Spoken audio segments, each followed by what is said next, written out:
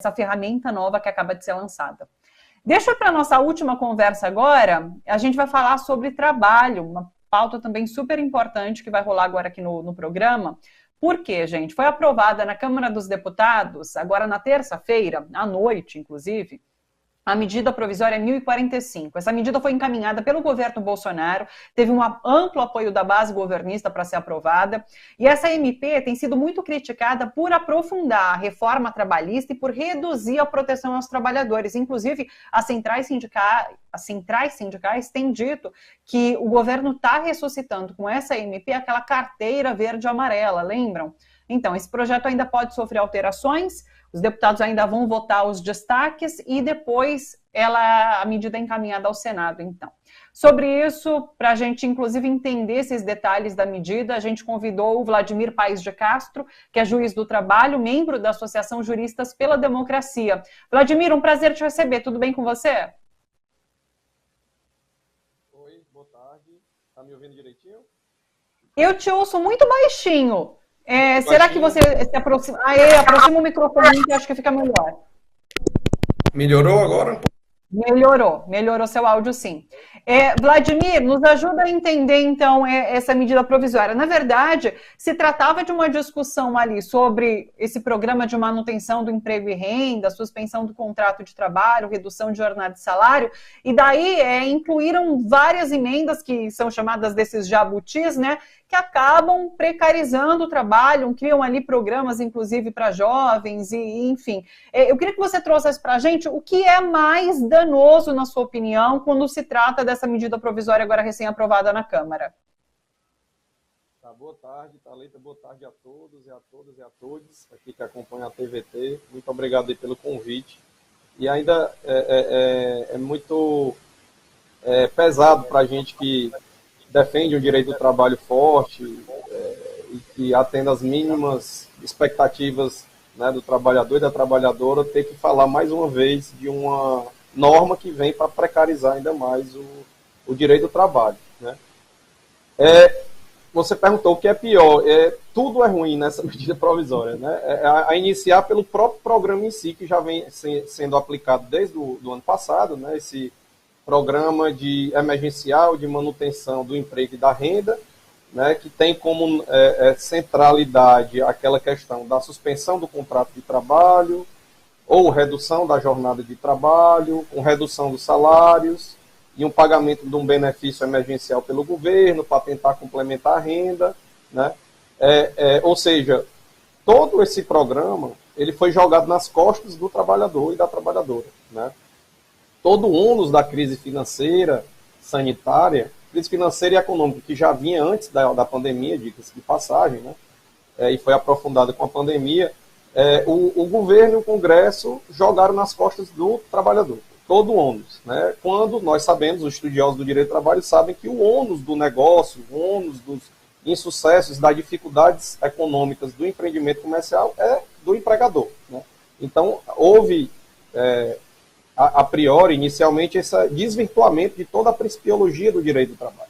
Isso é um ponto de partida. Essa medida provisória é ainda mais grave a situação por conta desses jabutis que você acabou de mencionar, né? Porque além dessa mesma regulação do benefício, aliás, do programa de manutenção do emprego e da renda, né, que houve essa regulação que o governo trouxe novamente através dessa medida provisória, quando chega no Congresso, eles resolvem inserir uma série de outras regulações que nada tem a ver com a pandemia, né? Nada tem a ver com esse momento de excepcionalidade que nós vivemos, como é o caso da questão dos empregos dos jovens, né? Eles veio com dois programas que precarizam demais a situação trabalhista dos jovens de 18 a 29 anos, e em um dos programas também se aplica adultos acima de 55 anos, que já estão numa idade mais avançada, que são descartados no mercado de trabalho, pelas empresas. Então, qual foi a solução encontrada pelo Congresso? Precarizar, reduzir o valor dessa mão de obra para tentar reenquadrá-las no mercado, mas nós sabemos que isso não acontece com a mudança de legislação, sem o aquecimento da economia, né? Ô Vladimir, e sempre com a desculpa, com a justificativa de que, de alguma forma, quer fazer com que a contratação se torne mais simples para que possa contratar mais. Mas é justamente o contrário que acontece, né? Essa é uma falácia, né? É uma falácia que a gente vive aqui no Brasil desde os tempos de reforma trabalhista, né? Do debate da reforma trabalhista ali de 2016 para 2017, no pós-golpe contra a ex-presidenta Dilma, né? Essa questão já está altamente ultrapassada na Europa, nos Estados Unidos, nos países mais avançados, vamos dizer assim, civilizatoriamente, né? No próprio Estados Unidos, né? O presidente Biden tem dito muito para a nossa economia ter uma nova pujança, retomar, a gente vai ter que pagar melhores salários, a gente vai ter que empoderar os sindicatos, os trabalhadores vão ter que ter mais direitos, os empregos vão ter que ser melhores e com remunerações melhores para até que haja um impacto no consumo, né? Porque uma classe trabalhadora bem remunerada, vai haver um aumento do consumo e, por consequência, né, uma dinamização maior da economia. E aqui é o contrário, né? O mundo liberal, neoliberal aqui do Brasil, repete essa falácia desde 2016, 2017, de que a gente, diminuindo direitos trabalhistas, eles adoram falar essa palavra desburocratizando, né? Que a CLT é muito burocratizada, a gente vai conseguir recuperar empregos e por consequência, vai melhorar a economia, mas não é o que acontece. A reforma trabalhista está aí, já existem várias pesquisas, não aumentou o número de empregos, não recuperou a economia, veio o mesmo argumento na reforma da Previdência, também não mudou nada, e agora eles estão repetindo isso. E o pior é que a classe trabalhadora, boa parte dela, né, por ouvir da grande imprensa que isso vai recuperar a economia, que vai lhe trazer mais empregos, termina por adotar, né, essa falácia, esse argumento falacioso, principalmente pela questão econômica, porque jurídica é absurdamente inconstitucional tudo isso que está sendo feito, né? Mas até pelo viés econômico, né, o pequeno empresariado e o médio empresariado, ao invés de defender essas situações, ele deveria tentar entender por que a economia não está retomando. E um dos motivos é essa precarização do direito do trabalho.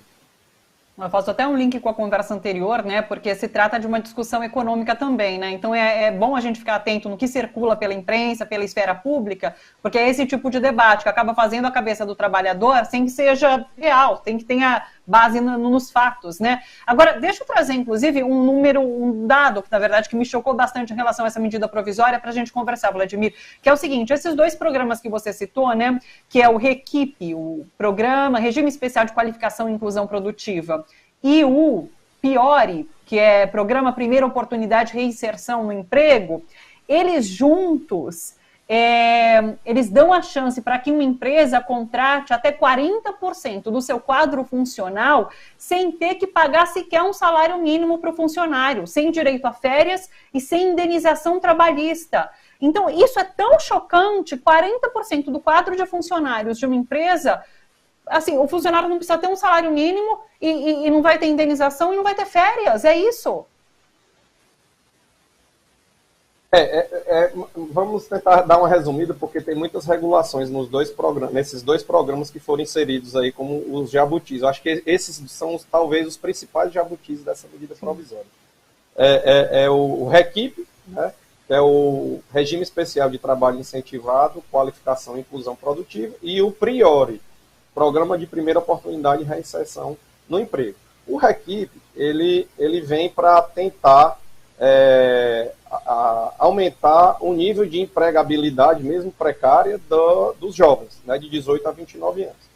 O REQIP é mais grave a situação, porque ele mais ou menos traz alguns aspectos do contrato verde e amarelo que foi abolido ano passado, né? Não há um reconhecimento de vínculo, né, trabalhista.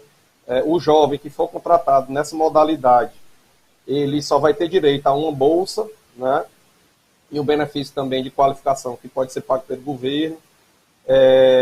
Não tem direito a férias, tem somente um recesso no final do ano, se houver mais de 12 meses de contrato, porque o contrato pode ser de 12 meses a 24 meses. Não tem FGTS, não tem horas extras, é uma série de situações de direitos que estão estabelecidos na CLT que foram retirados, né? Sobre essa mesma argumentação de que, desburocratizando, entre aspas, né, vai haver um aumento da empregabilidade e, por consequência, a recuperação da economia. Né? Empregos precários não recuperam a economia por si só e ainda mais, o empregador, né, o empresário, ele não vai contratar a pessoa porque mudou uma lei, né, porque a mão de obra está mais barata. Ele só vai contratar se houver um aumento da demanda que justifique, né, um aumento da quantidade de empregados que ele tem para a produção ou para venda, se for na questão do comércio e tudo mais. Né. Então é outra falácia, né, que alterações de legislação por si só vai acarretar o aumento de empregos e a recuperação da economia. Isso é uma outra falácia que é muito espalhada por aí e tem tudo a ver com o que a gente está falando. O priori é um pouco menos precarizante, vamos dizer assim, porque ele reconhece alguns direitos trabalhistas, mas diminui, por exemplo, reduz a quantidade o percentual de FGTS, né, reduz a multa rescisória quando o trabalhador é demitido do FGTS pela metade. Tem algumas outras situações que houve uma redução de direitos, né, do trabalhador que está enquadrado nesse programa priori, que, repito, é de jovens de 18 a 29 anos e adultos acima de 50 anos que estão sem emprego há mais de 12 meses, se não me engano, tem alguns requisitos. Mas o pacote é esse, é precarizar, reduzir o custo da mão de obra sob a alegativa de que vai aumentar o emprego. Só que o que é que vai acontecer como aconteceu na reforma trabalhista? Se aumentar um pouco o emprego, vão ser empregos precários, né? Vão ser empregos precários, com salários menores, com menos direitos, e normalmente vai haver o que aconteceu na reforma trabalhista, houve uma substituição de contratos de trabalho integrais, vamos dizer assim, de prazo indeterminado, aquele contrato de 220 horas por mês, por contratos intermitentes, contratos mais precarizados. Então, normalmente, a economia não estando, né, no momento bom, no momento pujante, o empresário aproveita normalmente dessa situação para reduzir o custo da mão de obra e manter o mesmo número, mais ou menos, de funcionários. Né? É normalmente isso que acontece, uma precarização e não há um ganho de empregos, como ocorreu no pós-reforma trabalhista de 2017. Puxa vida! Que derrota grande, é isso. Como eu disse, assim, os deputados ainda vão reanalisar essas emendas para depois isso seguir para o Senado, mas como explica agora o Vladimir para a gente, é um grande retrocesso, mais um desses retrocessos, como foi a reforma trabalhista. Vladimir, eu não tenho mais tempo, eu sei que teria até outros pontos para a gente comentar, né? Tem a questão da fiscalização do trabalho, do acesso à justiça do trabalho. Vamos deixar isso para uma próxima conversa, acho importante a gente esclarecer como isso vai continuar sendo discutido. A gente deixa para a gente conversar sobre isso mais para frente também, viu? Agradeço demais as explicações que você traz aqui para a gente, a participação aqui. Um abraço para você, até uma próxima, Vladimir. Obrigado, um abraço e contem comigo aí para aprofundar os debates que a gente está precisando de levar novas opiniões diferenciadas aí para os trabalhadores e para as trabalhadoras.